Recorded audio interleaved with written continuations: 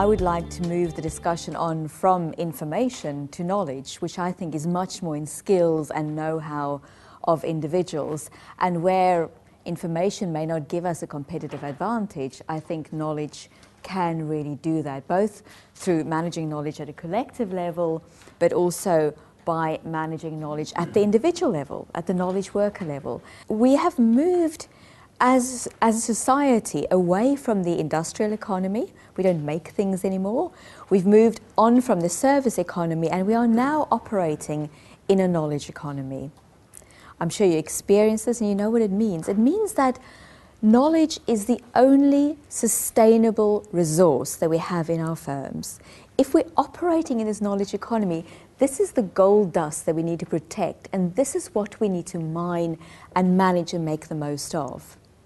Do we know what we know? The famous quote of the chief executive of Hewlett-Packard saying, if only HP knew what it knows, then we can begin to manage this very important resource. So the identification of knowledge, the management of knowledge, and the management of knowledge workers, those are the three lessons that I'd like to share with you.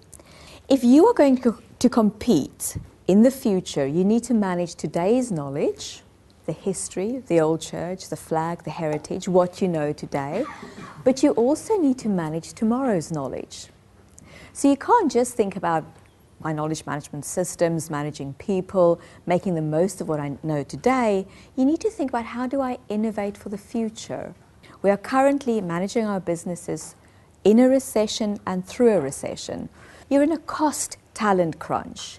You have to keep doing more and achieving more with less. So there's pressure on your knowledge resources. Firstly, we need to define our knowledge in our organization, and we'll look at why that is so important. We'll look at the basis for a knowledge approach to managing, and I prefer to talk about that rather than talk about knowledge management, which someone will go, oh, that's IT or that's HR. Talk about a knowledge-based approach, because I think if we really value knowledge as a central resource, it changes the whole way we approach our management. But what's important here is that in your own organizations, you are clear about what you mean by knowledge. And I cannot stress this enough, because the work that I do with organizations, I'd work with an organization for a period of a year, and I'd start and say, well, let's start by saying what you mean by knowledge. And I'd work with a board, and they'd go, well, we all know what we mean by knowledge. No, I think we should move on to investing in our knowledge management systems. That's why we have you here. And I go, okay, fair enough, I'll work with you. And we work, and 3 months down the line, the board's divided, because the IT director is really interested in an intranet system because it's about data and coding and capturing, and the HR director is much more interested in developing people, in how we can help people share knowledge. So there's very, very different perspectives of knowledge that may exist in the organization. And if you don't take the first step and say, what is it that we mean by knowledge, you are going to drive very big knowledge investments in diverse ways. You will fragment the organization, and you will not be able to maximize the resources that you invested in your knowledge management systems. So my definitions here of the business model in the knowledge economy is to take human capital, so for me that's the skills, the know-how of individuals, which is very contextual, very linked to history. You can have two surgeons graduating from the same medical school. They go and learn in different hospitals, in different countries, with patients with different conditions, and they will develop very different human capital.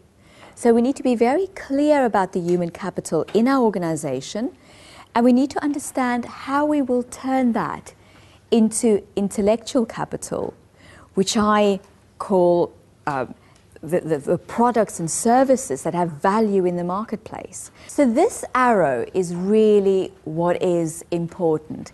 It's the transformation arrow, the transformation in your business that turns know-how into products and services. We need to understand that we need to manage valuable knowledge, knowledge that can create value. So the intellectual capital model, I think, is very useful in that context. Social capital is important, and what I mean by social capital is the relationships in the firm that can create value. But that alone is not enough. Structures are important as well. Now, what do I mean by structural capital? I mean they're physical structures, things we can see, but I also mean metaphysical structures, and I'll tell you what I mean by that in a minute. So in terms of our physical structures, we need to think about how do we arrange our working space to let knowledge flow. Do you have open plan offices? Yeah.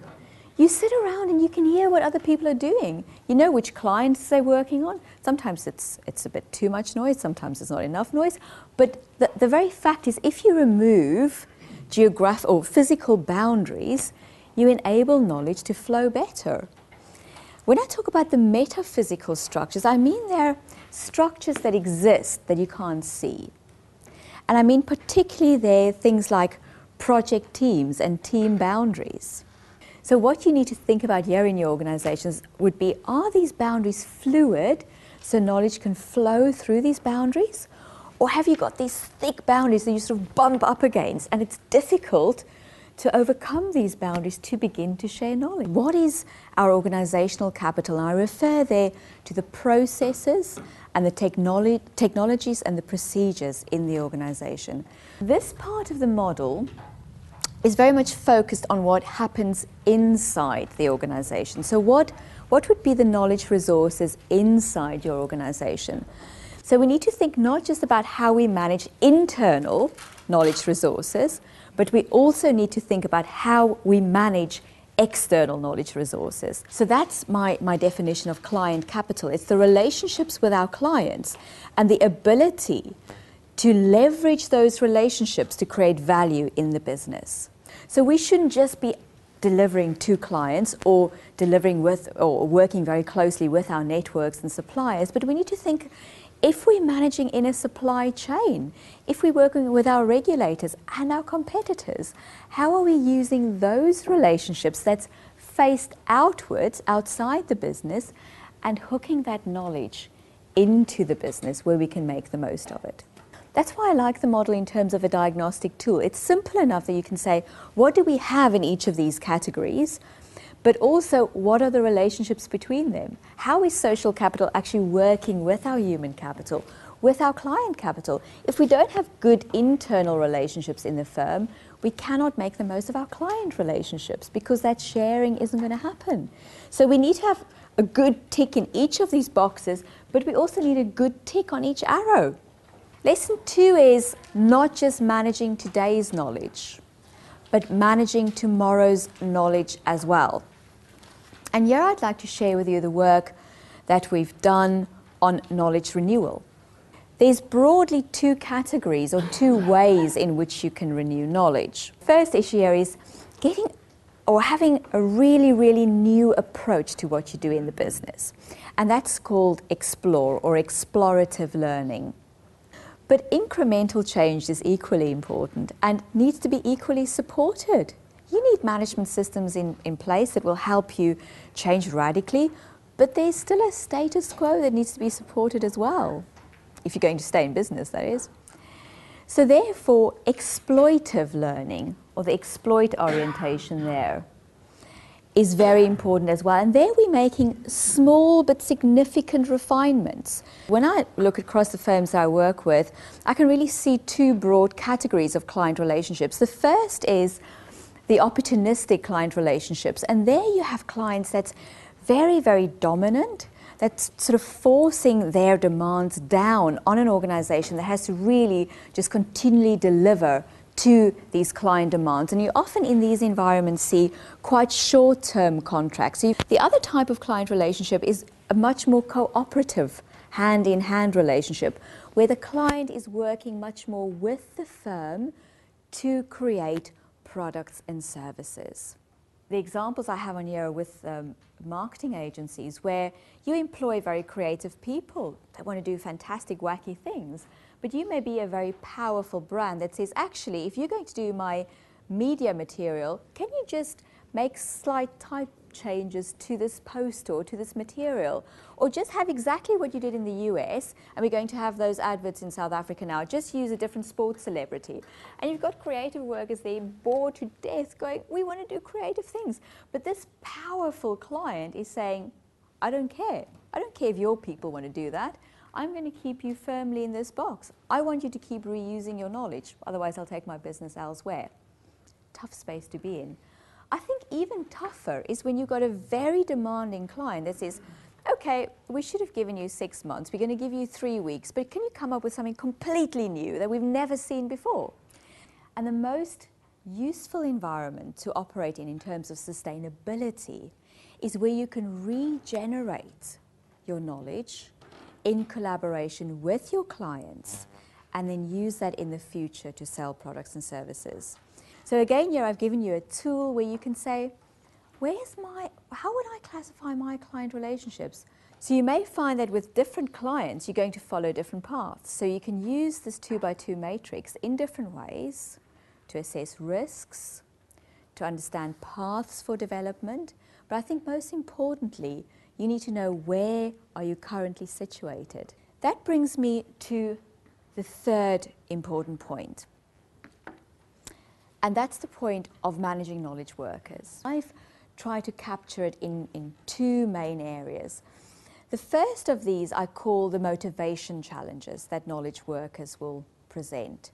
So that's where knowledge workers go, I'm damned if I'm going to share knowledge, I'm going to hold on to it. It's power. So the one way in which we get people to say, okay, I won't do this, I'll begin to do this, is if the person identifies more with the organization than with their own selfish careers. The next set of challenges would be what I call the ability challenges. And that's what I referred to earlier when it links to structural capital. Often people go, okay, I want to share knowledge. I now buy into the organization. I'm drinking the Kool-Aid. But Mr. Organization, you locked me away in a project team where I've been working on the Volvo account for the last year. I don't even know what senior management is doing. I don't know what the marketing department's doing. Or I've been working on the client site. I've gone native. So when we look at this motivation challenge, we're looking at how we can drive knowledge workers' commitment to the organization. First important thing that we find is trust in managers. Having challenging work is really important. People don't develop and share knowledge when they don't see that they have real challenges. Autonomy, important. Don't micromanage. Satisfaction with sense of achievement, very important. Satisfaction with amount of pay. Involvement in decision making, and this is particularly where it's going to affect the person's reality, their immediate work reality. So those are things that's important in terms of letting people buy into the company, so they begin to do this. Your knowledge workers would be committed to these various sources. You need to think about how you're addressing it, because they may be committed to you if you're lucky. They're definitely committed to their profession. What we see is that organizations that manage these tensions well, they link professional commitment very much into the organizational commitment. So I feel I can be the best professional in this organization. So there's a clear identification and link between these two, whilst they keep the bottom two very fluid. So when we look through this then, the important lessons here, firstly, know your knowledge, define knowledge, know what you do and know what you know. So knowledge identification is the first important lesson. Knowledge renewal, second important lesson. And know that your clients will influence what it is you can renew and how you engage in knowledge renewal. And we said that these two lessons, we can achieve very little here if we do not manage our knowledge workers effectively. And there, in particular, we need to think about how we manage knowledge sharing, and we have to rise to both the motivation challenge and the multiple commitment challenge.